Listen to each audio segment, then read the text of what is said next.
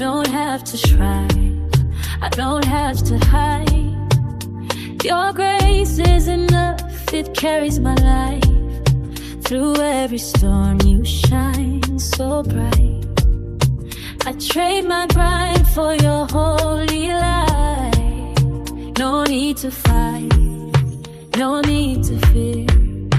Your love surrounds me, you are near. In every step you make it clear. Your peace is all I need to hear. Grace over grind, I'm choosing peace this time. Grace over grind, your power over mine. I rest in your love, let your will align. Grace over grind, grace over grind. Hello everyone, and welcome to the very first episode of Grace Over Grind. I am Cantina Vanessa Clark, and before we go any further, I just want to thank you for being here.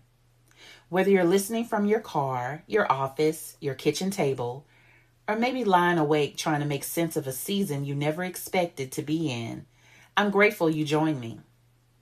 This podcast was born out of a simple realization. Life has a way of humbling all of us. No matter how strong you are, no matter how educated you are, no matter how much faith you have, life has a way of bringing you to moments where you have to decide whether you're going to quit, give up, shut down, become bitter, or keep moving forward. Not because it's easy, but because God is not finished with you yet. The title Grace Over Grind is intentional. We live in a culture that tells us to push harder, work harder, hustle harder, prove ourselves, keep going no matter what. But there are some seasons in life where grinding won't save you. There are seasons where only God's grace can carry you. And that's what I want us to talk about today. Not how successful I've been, not what I've accomplished, not what I've built, but the question people ask me all the time.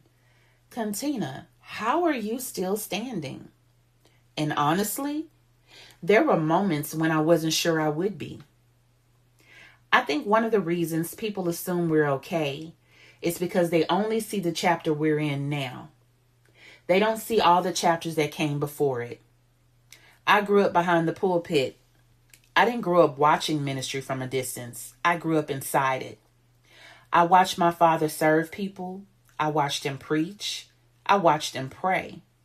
I watched him carry responsibilities that most people never saw. Ministry was never just something we attended. It was a way of life. And from an early age, I learned something important. The people God calls are still human. They still hurt. They still struggle. They still need grace. That lesson would follow me throughout my life because there would come a time when I needed that same grace for myself. One thing I've learned is that pain doesn't discriminate. It doesn't care about your title. It doesn't care about your education. It doesn't care how much money you make. It doesn't care how much scripture you've memorized.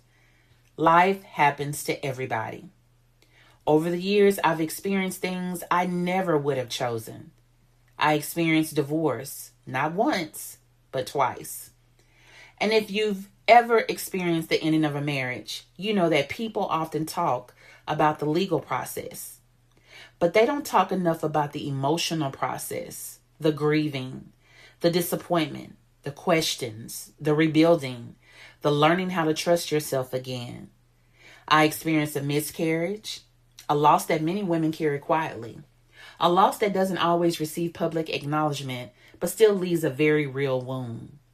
I experienced cancer, not once, but through multiple surgeries. I experienced health challenges that forced me to confront my own vulnerability. I experienced a house fire, the kind of event that reminds you how quickly life can change. One moment, everything feels normal. The next moment, you're trying to figure out what happens next. I experienced a wrongful arrest, an experience that left me questioning things I never imagined I would have to question. I experienced seasons where life felt completely unfair. And maybe you've had seasons like that too. The kind where you're asking God questions and not getting immediate answers. The kind where you're wondering what lesson you're supposed to learn because the pain already feels overwhelming. The kind where you're tired of being strong. The kind where you don't want another inspirational quote. You just want relief. I've been there more than once. One of the earliest losses of my life was losing my mother. I was young, too young to fully understand what that loss would mean. But anyone who has experienced the death of a parent knows something. The loss doesn't leave, it changes. You grow around it, you learn to carry it, but certain moments still remind you. Birthdays, holidays, milestones, moments when you wish you could pick up the phone and hear their voice. I carried that grief for years, and yet life continued. School, work, responsibilities. Sometimes grief waits quietly in the background until another loss awakens it. And that's exactly what happened later in my life. There are moments in life that divide your story into before and after. For me, losing my daughter Brianna was one of those moments. There was life before that loss, and there is life after that loss. People often ask what grief feels like. The truth is, grief is difficult to describe unless you've experienced it. It's not simply sadness. It's not something you get over. It's not something that disappears because enough time has passed. Grief changes everything. The way you think, the way you see the world, the way you experience joy, the way you experience ordinary moments. There were days when getting out of the bed felt like an accomplishment. Days when functioning required effort. Days when I wasn't interested in pretending to be okay. And one thing I discovered is that grief reveals who people are. Some people show up, some disappear. Some don't know what to say. Some people stop calling altogether. And that realization can create a second layer of grief, because now you're grieving the loss and the absence of support. If that's what you're feeling today, if that's where you are today, I want you to know something. You are not alone. As difficult as losing Brianna was, life wasn't finished testing my heart. I later experienced the loss of my father 3 months after losing Brianna. The man whose ministry shaped so much of my life. The man I watched serve others. The man whose influence helped shape who I am. And once again, grief entered my life in a new way. One thing grief teaches you is that no two losses are exactly the same. You don't grieve a parent the same way you grieve a child. You don't grieve a dream the same way you grieve a relationship.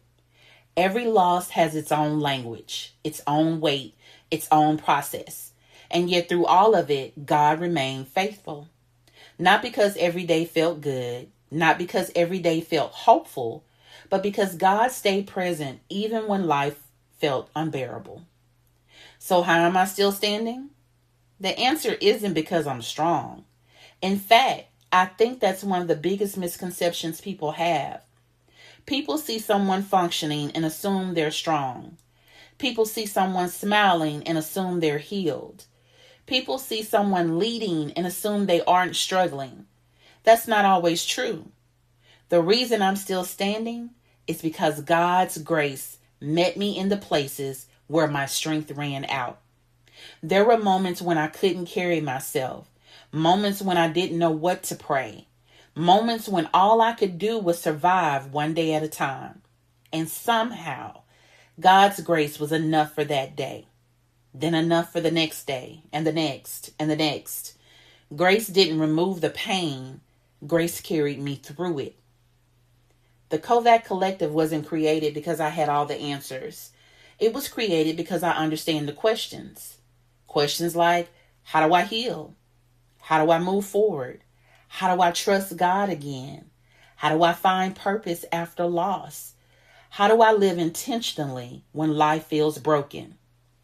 Those are the questions I have wrestled with, and those are the conversations we'll have here. Not from a place of perfection, but from a place of authenticity. Because healing doesn't happen through pretending. Healing happens through truth. Before we close, I want to leave you with the reflection question. Think about this honestly. What is life taking from you that you're still trying to make sense of?